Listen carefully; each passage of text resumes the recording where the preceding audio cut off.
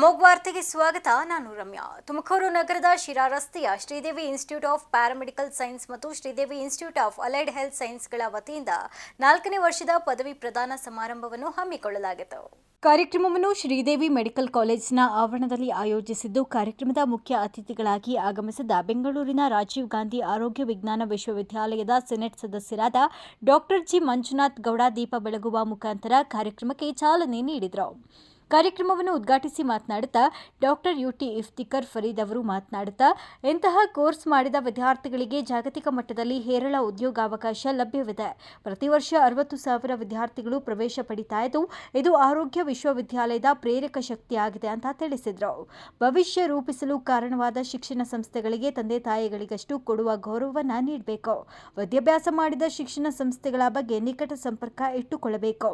ಪದವಿ ಮುಗಿಸಿ ಹೊರಬರುತ್ತಿರುವ ವಿದ್ಯಾರ್ಥಿಗಳು ಶ್ರೀದೇವಿ ಕಾಲೇಜಿನ ಭವಿಷ್ಯದ ಬ್ರಾಂಡ್ ಅಂಬಾಸಿಡರ್ ಆಗಿ ಕಾಲೇಜಿನ ಸರ್ವತೋಮುಖ ಬೆಳವಣಿಗೆಗೆ ತಮ್ಮದೇ ಕೊಡುಗೆ ನೀಡಬೇಕು ಅಂತ ತಿಳಿಸಿದರು.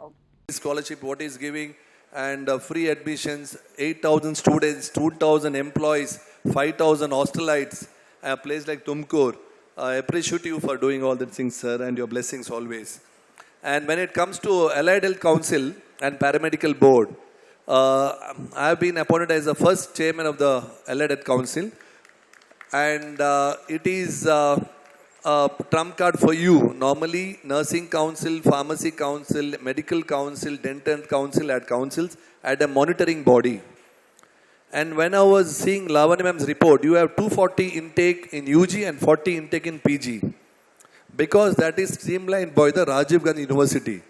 But in future, I have told sir and madam, you should start with occupation therapy, you should start with speech therapy, you should start with clinical psychology, and few more courses. We in Allied Health Council, we have 51 courses in all UG and PG. My support for the intake or any affiliation is always there for Sridevi Education Trust. And about students, till date, you didn't have a recognition body wherever you go in the world. I always told in my speeches, you students should study more about advanced in language by the faculty members. You need to go abroad, work in country, work in foreign country, work in Middle East, work in US, work in London. Now Health Council will recognize you, will give a good outstanding letter, will recommend you, and we'll have a lot of short-term courses with the foreign universities. You students, like, let it be cardio or physical therapy or optometry or imaging. ಕಾರ್ಯಕ್ರಮದಲ್ಲಿ ಅಧ್ಯಕ್ಷತೆ ವಹಿಸಿದ Sridevi charitable trust ಅಧ್ಯಕ್ಷರಾದ doctor MR Hulinaikar ಅವರು ಮಾತನಾಡಿ, ಚಿಕಿತ್ಸೆ ನೀಡುವ ವೈದ್ಯರು ಮತ್ತು ರೋಗಿಗಳ ಮಧ್ಯೆ ಉತ್ತಮ ಬಾಂಧವ್ಯವನ್ನು ರೂಢಿಸಿಕೊಳ್ಳಬೇಕು. ನಿರಂತರ ಕಾರ್ಯದ ಒತ್ತಡ ಮಧ್ಯೆಯೂ ಉತ್ತಮ ಜ್ಞಾನವನ್ನು ರೂಢಿಸಿಕೊಂಡು ರೋಗಿಗಳ ಹೆಚ್ಚಿನ ಚಿಕಿತ್ಸೆ ನೀಡುವಲ್ಲಿ ಪ್ಯಾರಾಮೆಡಿಕಲ್ ತಂತ್ರಜ್ಞರ ವಿಶೇಷ ಪಾತ್ರ ವಹಿಸುತ್ತೆ. ಅರೆವೈದ್ಯಕೀಯ ಕೋರ್ಸ್ ಮುಗಿಸಿದ ವಿದ್ಯಾರ್ಥಿಗಳಿಗೆ ಕರ್ನಾಟಕ ದೇಶ ವಿದೇಶಗಳಲ್ಲಿ ಹೆಚ್ಚಿನ ಉದ್ಯೋಗಾವಕಾಶ ಲಭಿಸಲಿದೆ. ಹೀಗಾಗಿ ವೃತ್ತಿಯಲ್ಲಿ ನೈಪುಣ್ಯತೆ ಗಳಿಸಿಕೊಳ್ಳಬೇಕು ಅಂತ ತಿಳಿಸಿದರು. The knowledge we have to acquire, but it is a continuous process throughout your life. You have to have that enthusiasm to study and acquire knowledge, because every day science is with a different kind of knowledge, science is progressing. When we studied, only few equipments were there. Today, so many equipments have come, so many newer procedures have come. Unless we study and adopt the new technology and new procedures, we will become absolute. If you want to compete in the world, if you want to be a powerful person, in the sense to be up to date, you have to study all of your life. Otherwise, you cannot compete in the newer world.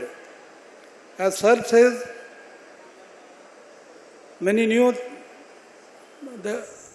Karnataka ಸರ್ಕಾರದ ರಾಜ್ಯ allied ಮತ್ತು health care ಕೌನ್ಸಿಲ್ನ ಅಧ್ಯಕ್ಷರಾದ doctor UT Iftikhar Farid, ಬೆಂಗಳೂರಿನ ರಾಜೀವ್ ಗಾಂಧಿ ಆರೋಗ್ಯ ವಿಜ್ಞಾನ ವಿಶ್ವವಿದ್ಯಾಲಯದ senate ಸದಸ್ಯರಾದ doctor G Manjunath Gowda, Yogarajegowda, Sridevi charitable trust ಅಧ್ಯಕ್ಷರಾದ ಡಾಕ್ಟರ್ ಎಂಆರ್ ಹುಲಿನಾಯ್ಕರ್, ಶ್ರೀದೇವಿ ವೈದ್ಯಕೀಯ ನಿರ್ದೇಶಕರಾದ ಡಾಕ್ಟರ್ ರಮಣ್ ಆರ್ ಹುಲಿನಾಯ್ಕರ್, ಶ್ರೀದೇವಿ ಸಂಸ್ಥೆಯ ಮಾನವ ಸಂಪನ್ಮೂಲ ವಿಭಾಗದ ನಿರ್ದೇಶಕರಾದ MS Patil, Sridevi charitable trust ಟ್ರಸ್ಟಿಯಾದ ಅಂಬಿಕಾ ಎಂ ಹುಲಿನಾಯ್ಕರ್, ಶ್ರೀದೇವಿ ಸಂಸ್ಥೆಯ ಆಡಳಿತ ಅಧಿಕಾರಿಯಾದ ಟಿವಿ ಬ್ರಹ್ಮದೇವಯ್ಯ ಹಾಗೂ ಬೋಧಕ ಮತ್ತು ಬೋಧಕೇತರ ಸಿಬ್ಬಂದಿ ವರ್ಗದವರು ಭಾಗವಹಿಸಿದ್ರು. ಅಂಜನ್ ಕುಮಾರ್, ಅಮೋಕ್ ಟಿವಿ, ತುಮಕೂರು. ಸ್ಪರ್ಧಾತ್ಮಕ ಜಗತ್ತಿಗೆ ಅನುಕೂಲವಾಗುವಂತೆ ಗ್ರಾಮೀಣ ಪ್ರದೇಶದ ವಿದ್ಯಾರ್ಥಿಗಳಿಗೆ ಗುಣಮಟ್ಟದ ಶಿಕ್ಷಣ ದೊರಕಿಸಿಕೊಡಲು ಅಗತ್ಯವಾದ ಎಲ್ಲ ರೀತಿಯ ಮೂಲಭೂತ ಸೌಕರ್ಯಗಳನ್ನು ಶಿರಾ ಸರ್ಕಾರಿ ಪ್ರಥಮ ದರ್ಜೆ ಕಾಲೇಜಿಗೆ ಒದಗಿಸಿಕೊಡುವುದಾಗಿ ಶಿರಾ ನಗರದಲ್ಲಿ ಶಾಸಕ ಟಿಬಿ ಜಯಚಂದ್ರ ತಿಳಿಸಿದ್ದಾರೆ. ನಗರದ ಸರ್ಕಾರಿ ಪ್ರಥಮ ದರ್ಜೆ ಕಾಲೇಜಿನ ಆವರಣದಲ್ಲಿ ಶುಕ್ರವಾರ 330 ಕೋಟಿ ವೆಚ್ಚದಲ್ಲಿ ನಿರ್ಮಿಸಿರುವ ವಿಜ್ಞಾನ ವಿಭಾಗದ ಪ್ರಯೋಗಾಲಯದ ನೂತನ ಕಟ್ಟಡವನ್ನು ಕಾಲೇಜಿಗೆ ಹಸ್ತಾಂತರ ಮಾಡಿದರು. ಮುಖ್ಯಮಂತ್ರಿಗಳನ್ನು ಕರೆಸಿ ಕಾಲೇಜಿನ ವಿಜ್ಞಾನ ವಿಭಾಗದ ಕಟ್ಟಡವನ್ನು ಉದ್ಘಾಟನೆ ಮಾಡಲಾಗುವುದು. ಜೊತೆಗೆ ಇನ್ನು 4 ಕೋಟಿ ವೆಚ್ಚದಲ್ಲಿ ಕಟ್ಟಡವನ್ನು ನಿರ್ಮಿಸಲಾಗುವುದು. ಕಾಲೇಜು ಆವರಣದಲ್ಲಿ ಇರುವ ಕನ್ನಡ ಭವನದ ಕಟ್ಟಡವನ್ನು ಕಾಲೇಜಿಗೆ ಹಸ್ತಾಂತರ ಮಾಡಲಾಗುವುದು. ಕನ್ನಡ ಭವನಕ್ಕೆ ತಾಲೂಕು ಕಚೇರಿ ಬಳಿ ಸೂಕ್ತ ಜಾಗ ನೀಡಿದ್ದು ಕಟ್ಟಡ ನಿರ್ಮಾಣಕ್ಕೆ ಟೆಂಡರ್ ಕರೆಯಲಾಗಿದೆ ಅಂತ ತಿಳಿಸಿದರು. ಈ ಪ್ರಥಮ ದರ್ಜೆ ಕಾಲೇಜಿಗೆ ಹೌಸಿಂಗ್ ಬೋರ್ಡ್ನ ವತಿಯಿಂದ 3 ಮತ್ತು 4ನೇ ಹಂತ ಫ್ಲೋರನ್ನ ಕಂಪ್ಲೀಟ್ ಮಾಡಿ ಇವತ್ತು ಕಾಲೇಜಿಗೆ ಹ್ಯಾಂಡ್ ಓವರ್ ಮಾಡಿದ್ದಾರೆ. ಅಂದರೆ ಕಾಲೇಜ್ ಕಟ್ಟಡದ ಉದ್ಘಾಟನೆ ಅಲ್ಲ, ಕಟ್ಟಡದ ಉದ್ಘಾಟನೆನ ಮುಖ್ಯಮಂತ್ರಿಗಳು ಬಂದಂಥ ಸಂದರ್ಭದಲ್ಲಿ ಮಾಡ್ಸೋಣ ಅಂತಕ್ಕಂಥ ಉದ್ದೇಶದಿಂದ ಯಾವುದೇ ಕಾರ್ಯಕ್ರಮ ಮಾಡ್ತಾ ಇಲ್ಲ. ಇದನ್ನು ಫಾರ್ಮಲ್ ಆಗಿ ಇದು ಹಸ್ತಾಂತರ ಮಾಡ್ತಾ ಇರತಕ್ಕಂಥ ಕಟ್ಟಡ. ಅಂದರೆ ಕಾಲೇಜ್ ಪ್ರಿನ್ಸಿಪಾಲ್ರಿಗೆ ಹೌಸಿಂಗ್ ಬೋರ್ಡ್ ವತಿಯಿಂದ ಇದನ್ನು ಹಸ್ತಾಂತರ ಮಾಡ್ತಾ ಇರತಕ್ಕಂಥದ್ದು. ಇದಕ್ಕೆ ಅಂದಾಜು ವೆಚ್ಚ ಸುಮಾರು 3 ಕೋಟಿ 30 ಲಕ್ಷ 3 ಕೋಟಿ 30 ಲಕ್ಷ ಆಗಿದೆ. ಈಗ ಮತ್ತೆ ಇದೇ ಕಟ್ಟಡಕ್ಕೆ ಸುಮಾರು ಇನ್ನೂ 4 ಕೋಟಿನೂ ಕೂಡ ಈ ವರ್ಷದಲ್ಲೂ ಕೂಡ ಮಂಜೂರಾತಿಯಾಗಿದೆ. ಅಂದರೆ ಇಲ್ಲಿ ಆಡಿಟೋರಿಯಮ್ಮು ಅಥವಾ ಇನ್ನೊಂದು ಮಾಡೋದಕ್ಕೆ ಅದೆಲ್ಲದು ಮಾಡೋದಕ್ಕೆ ಮತ್ತು IB ಸರ್ಕಲ್ ಇರತಕ್ಕಂಥ ಕಟ್ಟಡವನ್ನು ಕೂಡ ಅದು ಡಿಮಾಲಿಷ್ ಮಾಡಬೇಕು ಅಂತಕ್ಕಂಥ ಉದ್ದೇಶನೂ ಕೂಡ ಇಟ್ಕೊಂಡಿದ್ದೇವೆ. ಸೊ ಹಾಗಾಗಿ ಇದೊಂದು ಭವ್ಯವಾಗಿರ್ತಕ್ಕಂಥ ಕಟ್ಟಡವನ್ನು ನಿರ್ಮಾಣ ಮಾಡೋದಕ್ಕೆ ಅತ್ಯಂತ ಸಹಕಾರಿಗಳಾಗಿರ್ತಕ್ಕಂಥ ನಮ್ಮ ಪ್ರಿನ್ಸಿಪಾಲ್ ಚಂದ್ರಶೇಖರ್ ಅವ್ರನ್ನ ನಾವು ಅಭಿನಂದಿಸಬೇಕಾಗ್ತದೆ. ಈ ವೇಳೆ ಕಾಲೇಜಿನ ಪತ್ರಾಂಕಿತ ವ್ಯವಸ್ಥಾಪಕ Srinivasa Murthy KV, doctor Balappa, doctor Lingaraju, Satish Kumar, Srikrishna, doctor Kumar, Harish, Veena ಹಾಗೂ ಇತರರು ಹಾಜರಿದ್ದರು. ಬುಕ್ಕಪಟ್ನ ರಾಜು, ಅಮೋಕ್ ಟಿವಿ, ಶಿರಾ. ಗುಬ್ಬಿ ತಾಲೂಕಿನ ಸಿಎಸ್ಪುರ ಹೋಬಳಿ ಅಂಕಲಕೊಪ್ಪ ಮಜ್ರೆ ವೀರಣ್ಣನಗುಡಿ ಶ್ರೀ ಭದ್ರಕಾಳಿ ಸಮೇತ ವೀರಭದ್ರಸ್ವಾಮಿಯವರ ಬ್ರಹ್ಮರಥೋತ್ಸವ ಸಾವಿರಾರು ಭಕ್ತರ ಸಮ್ಮುಖದಲ್ಲಿ ಅತ್ಯಂತ ವೈಭವಯುತವಾಗಿ ನಡೆಯಿತು. ಬ್ರಹ್ಮರಥೋತ್ಸವದ ಅಂಗವಾಗಿ ದೇವಾಲಯದಲ್ಲಿ ಬೆಳಗ್ಗೆಯಿಂದಲೇ ವಿವಿಧ ಧಾರ್ಮಿಕ ಕಾರ್ಯಕ್ರಮಗಳನ್ನು ಏರ್ಪಡಿಸಲಾಗಿತ್ತು. ಪ್ರತಿ ವರ್ಷದಂತೆ ವಾರ್ಷಿಕ ಜಾತ್ರಾ ಮಹೋತ್ಸವದ ಅಂಗವಾಗಿ ದೇವಾಲಯದಲ್ಲಿ ಅಭಿಷೇಕ, ಹೂವಿನ ಅಲಂಕಾರ ಸೇರಿದಂತೆ ಧಾರ್ಮಿಕ ಪೂಜಾ ಕಾರ್ಯಕ್ರಮಗಳನ್ನು ವಿಧಿವತ್ತಾಗಿ ನಡೆಸಲಾಯಿತು. ರಾಜ್ಯದ ನಾನಾ ಭಾಗಗಳಿಂದ ಆಗಮಿಸಿದ ಭಕ್ತಾದಿಗಳು ತಮ್ಮ ಇಷ್ಟಾರ್ಥ ಪೂಜೆಗಳನ್ನು ಸಲ್ಲಿಸುವುದರ ಜೊತೆಗೆ ಭಕ್ತಾದಿಗಳಿಗೆ ವಿಶೇಷವಾಗಿ ಪಾನಕ ಫಲಹಾರಗಳನ್ನು ವಿತರಿಸಿದರು. ದೇವಾಲಯ ಸಮಿತಿ ವತಿಯಿಂದ ಹಾಗೂ ಭಕ್ತರಿಂದ ದಾಸೋಹ ವ್ಯವಸ್ಥೆಯನ್ನು ಮಾಡಲಾಗಿತ್ತು. ನಾಡಿನ ವಿವಿಧ ಭಾಗಗಳಿಂದ ಆಗಮಿಸಲಿರುವ ಭಕ್ತಾದಿಗಳು ರಥೋತ್ಸವಕ್ಕೆ ದವನ ಸಿಕ್ಕಿಸಿದ ಬಾಳೆಹಣ್ಣು ಹಾಗೂ ವೀಳ್ಯದೆಲೆ ಎಸೆಯುವ ಮೂಲಕ ತಮ್ಮ ಭಕ್ತಿ ಭಾವ ಸಮರ್ಪಿಸಿದರು.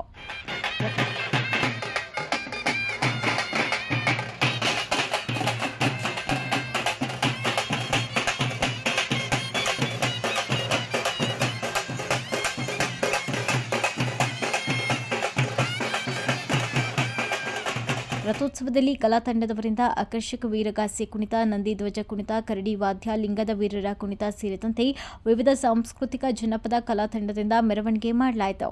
ಜಾತ್ರಾ ಮಹೋತ್ಸವಕ್ಕೆ ಆಗಮಿಸಿದ ಎಲ್ಲ ರೀತಿಯ ಅಗತ್ಯ ಮೂಲಭೂತ ಸೌಲಭ್ಯಗಳನ್ನು ದೇವಾಲಯ ಸಮಿತಿ ವತಿಯಿಂದ ವ್ಯವಸ್ಥಿತವಾಗಿ ಮಾಡಲಾಗಿತ್ತು. ರಥೋತ್ಸವದಲ್ಲಿ ಕೇಂದ್ರ ರಾಜ್ಯ ಜಲಶಕ್ತಿ ಮತ್ತು ರೈಲ್ವೆ ಸಚಿವ ವಿ ಸೋಮಣ್ಣ, ತುಮಕೂರು ಗ್ರಾಮಾಂತರ ಶಾಸಕ ಸುರೇಶ್ ಗೌಡ, ತುರುವೇಕೆರೆ ಶಾಸಕ ಎಂಟಿ ಕೃಷ್ಣಪ್ಪ, ಮಾಜಿ ಶಾಸಕ ಮಸಾಲೆ ಜಯರಾಮ್, ಶ್ರೀ ವೀರಭದ್ರಸ್ವಾಮಿ ದೇವಾಲಯ ಜೀರ್ಣೋದ್ಧಾರ ಸಮಿತಿ ಅಧ್ಯಕ್ಷ ವಿ ಪುಟ್ಟಸ್ವಾಮಿ, ಉಪಾಧ್ಯಕ್ಷ ಗಂಗಣ್ಣ, ಕಾರ್ಯದರ್ಶಿ ಟಿಎನ್ ಶಿವರುದ್ರಯ್ಯ ಮತ್ತು ಭಕ್ತರು ಇನ್ನಿತರರು ಹಾಜರಿದ್ದರು. ರಂಗನಾಥ್, ಅಮೋಕ್ ಟಿವಿ, ಗುಬ್ಬಿ. ಮಹಿಳೆಯರು ಬಲಹೀನರಾಗದೆ ಆತ್ಮಸ್ಥೈರ್ಯ ಹೆಚ್ಚಿಸಿಕೊಂಡು ಎಲ್ಲ ಕ್ಷೇತ್ರಗಳಲ್ಲೂ ಮುನ್ನಡೆಯಬೇಕು. ಇದರಿಂದ ಮಹಿಳಾ ಸಬಲೀಕರಣ ಸಾಧ್ಯವಾಗುತ್ತೆ ಅಂತ ಗುಬ್ಬಿಯಲ್ಲಿ ತುಮುಲ್ ನಿರ್ದೇಶಕಿ ಭಾರತಿ ಶ್ರೀನಿವಾಸ್ ತಿಳಿಸಿದ್ದಾರೆ. ಪಟ್ಟಣದ ಹೊರವಲಯದ ಖಾಸಗಿ ಕಲ್ಯಾಣ ಮಂಟಪದಲ್ಲಿ ನಡೆದ ವಿಶ್ವ ಮಹಿಳಾ ದಿನಾಚರಣೆ ಉದ್ಘಾಟಿಸಿ ಮಾತನಾಡಿದ ಅವರು, ಮಹಿಳೆಯರು ಶೈಕ್ಷಣಿಕವಾಗಿ, ಆರ್ಥಿಕವಾಗಿ, ದೈಹಿಕವಾಗಿ ಸದೃಢರಾದರೆ ಕುಟುಂಬವು, ದೇಶವು ಆರ್ಥಿಕವಾಗಿ ಸದೃಢವಾಗುತ್ತೆ. ಮಹಿಳೆಯು ಕುಟುಂಬದ ಕಣ್ಣಾಗಿರಬೇಕು ಹಾಗೂ ಸಂಸಾರದ ಕಣ್ಣಾಗಿರಬೇಕು. ಮಕ್ಕಳಿಗೂ ಗುರು ಆಗಿರ್ತಾಳೆ. ಭಾರತೀಯ ಪರಂಪರೆಯಲ್ಲಿ ಹೆಣ್ಣಿಗೆ ವಿಶೇಷ ಸ್ಥಾನ ನೀಡಿದ್ದು, ಪ್ರತಿಯೊಬ್ಬರು ಹೆಣ್ಣನ್ನು ಗೌರವಿಸುವ ಮೂಲಕ ನಮ್ಮ ಸಂಸ್ಕೃತಿಯನ್ನು ಎತ್ತಿ ಹಿಡಿಯಬೇಕು. ಮಹಿಳೆಯರು ಅಡಿಗೆ ಮನೆಗೆ ಸೀಮಿತವಾಗದೆ ಕೃಷಿ, ಹೈನುಗಾರಿಕೆಯನ್ನು ಮಾಡೋ ಮೂಲಕ ಆರ್ಥಿಕ ಪ್ರಗತಿಯತ್ತ ಸಾಗಬೇಕು ಹಾಗೂ ಶಿಕ್ಷಣಕ್ಕೆ ಹೆಚ್ಚಿನ ಆದ್ಯತೆ ನೀಡಬೇಕು ಅಂತ ತಿಳಿಸಿದರು.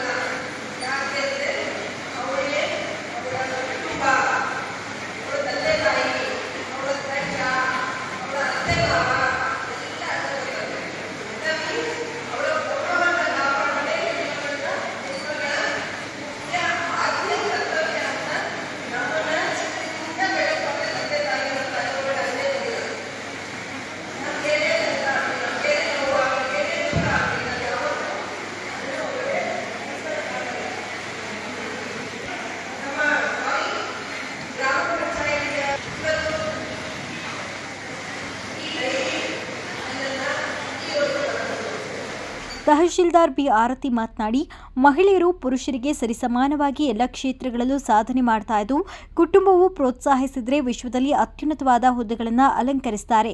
ಈಗಾಗಲೇ ಮಹಿಳೆಯರು ಶಿಕ್ಷಣ, ಕ್ರೀಡೆ, ಉದ್ಯಮ, ರಾಜಕೀಯ ಎಲ್ಲ ಕ್ಷೇತ್ರಗಳಲ್ಲೂ ಬೆಳೆಯುತ್ತಿದ್ದಾರೆ. ಮಹಿಳೆಯರು ಸಣ್ಣ ಸಣ್ಣ ಉದ್ಯಮಗಳನ್ನು ಸ್ಥಾಪಿಸುವ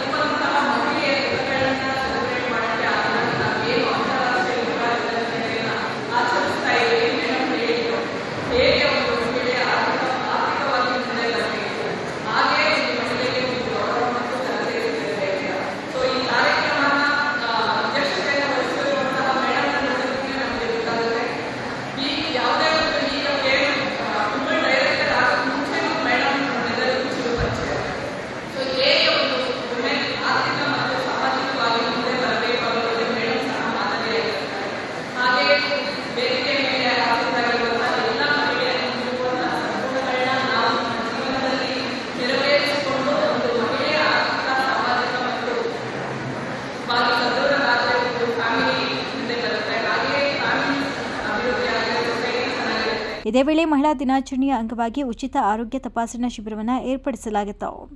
ಈ ಸಂದರ್ಭದಲ್ಲಿ ಪಟ್ಟಣ ಪಂಚಾಯಿತಿ ಅಧ್ಯಕ್ಷೆ ಮಂಗಳಮ್ಮ, ಉಪಾಧ್ಯಕ್ಷೆ ಮಮತಾ, ಮುಖ್ಯಾಧಿಕಾರಿ ಮಂಜುಳಾ ದೇವಿ, ಪಿಒ ನಟರಾಜ್, ಸಮಾಜ ಕಲ್ಯಾಣ ಇಲಾಖೆಯ ಸಹಾಯಕ ನಿರ್ದೇಶಕಿ ವೀಣಾ ಸೇರಿದಂತೆ ಇತರರು ಹಾಜರಿದ್ದರು.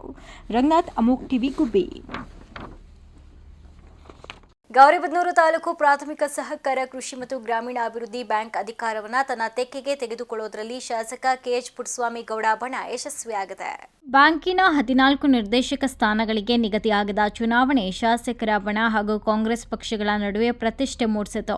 14 ಸ್ಥಾನಗಳ ಪೈಕಿ ಸಾಲಗಾರರ ದೊಡ್ಡ ಕುರುಗೋಡು ಕ್ಷೇತ್ರ ಎನ್ಎಸ್ ರವಿಚಂದ್ರ ರೆಡ್ಡಿ, ಹೊಸೂರು ಸಾಲಗಾರ ಕ್ಷೇತ್ರ ಬಿಎಚ್ ಜ್ಞಾನೇಶ್ವರಿ, ಹಿರೇಬಿದನೂರು ಸಾಲಗಾರರ ಕ್ಷೇತ್ರ ಚಿಕ್ಕ ವೆಂಕಟಸ್ವಾಮಿ, ಸಾಲಗಾರರ ಮಂಚನಹಳ್ಳಿ ಮಹಿಳಾ ಮೀಸಲು ಕ್ಷೇತ್ರಕ್ಕೆ ಮುದ್ದುಗಂಗಮ್ಮ, ಸಾಲಗಾರರ ಡಿಪಾಳ್ಯ ಕ್ಷೇತ್ರ ಕೆಎಂ ಕೃಷ್ಣಪ್ಪ ಸೇರಿ 5 ನಿರ್ದೇಶಕರು ಅವಿರೋಧವಾಗಿ ಆಯ್ಕೆಯಾಗಿದ್ದರು. 9 ಸ್ಥಾನಗಳ ಪೈಕಿ ಶಾಸಕ ಕೆಎಚ್ಪಿ ಬಣದ 5, ಕಾಂಗ್ರೆಸ್ ಬೆಂಬಲಿತ 2 ಹಾಗೂ ಬಿಜೆಪಿ ಬೆಂಬಲಿತ 2 ನಿರ್ದೇಶಕರು ಆಯ್ಕೆಯಾಗಿದ್ದಾರೆ. ಇವತ್ತು ತಾನೇ ಎಲೆಕ್ಷನ್ ಅಲ್ಲಿ ರಿಸಲ್ಟ್ ಬಂದು ಗೆದ್ದಿರ್ತಕ್ಕಂಥ PLD ಬ್ಯಾಂಕಿನ ಎಲ್ಲ ನಿರ್ದೇಶಕರಿಗೂ ಕೂಡ ಅತ್ಯಂತ ಹೃದಯಪೂರ್ವಕವಾದಂಥ ಅಭಿನಂದನೆಗಳನ್ನು ಸಲ್ಲಿಸ್ತೀನಿ ನಾನು.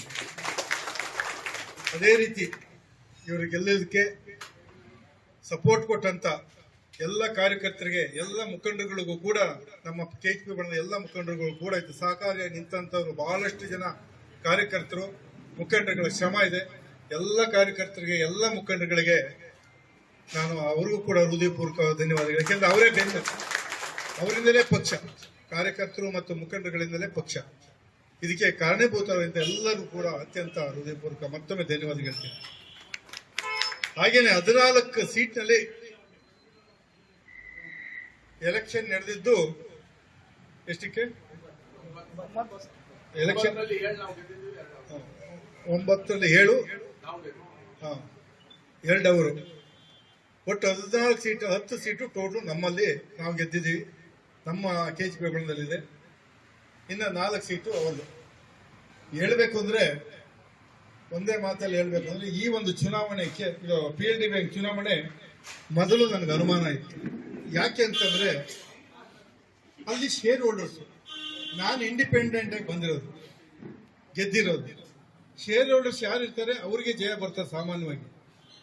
ನಮ್ಮದು 25 ವರ್ಷಗಳಿಂದ ಶೇರ್ ಹಾಕೊಂಡು ಲೋನ್ ಕೊಟ್ಕೊಂಡು ಬಂದಿರೋ ವರ್ಗನೇ ಬೇರೆ. ಏಕಾಏಕಿ ಬಂದ್ಬಿಟ್ಟು ನಾನು PLD ಬ್ಯಾಂಕ್ ಗೆಲ್ಲಕ್ಕಾಗ್ತಾ? ಎಷ್ಟೇ ಇದಿದ್ರು ಕೂಡ ಅಷ್ಟು ಸುಲಭನೇ ಅಲ್ಲ. ಈ ವೇಳೆ ನೂತನ ನಿರ್ದೇಶಕರಾದ R Ramakrishna, Venugopal Reddy, TM Chikkanna, MH Nagaraj, Jayanna, Narayanagowda, ಮುಖಂಡರಾದ ವೆಂಕಟರಾಮರೆಡ್ಡಿ, ಅಬ್ದುಲ್ಲಾ ಸೇರಿದಂತೆ ಇನ್ನಿತರ ಮುಖಂಡರು ಹಾಜರಿದ್ದರು. ಆರ್ ಮಂಜುನಾಥ್, ಅಮೋಕ್ ಟಿವಿ, ಗೌರಿಬಿದನೂರು. ಇದಿಷ್ಟು ಇವರೆಗಿನ ಸುದ್ದಿಗಳು. ಮತ್ತಷ್ಟು ಸುದ್ದಿಗಾಗಿ ನೋಡ್ತಾ ಇರಿ ಅಮೋಕ್ ಟಿವಿ, ಎಂದೆಂದಿಗೂ ನಿಮ್ಮೊಂದಿಗೆ.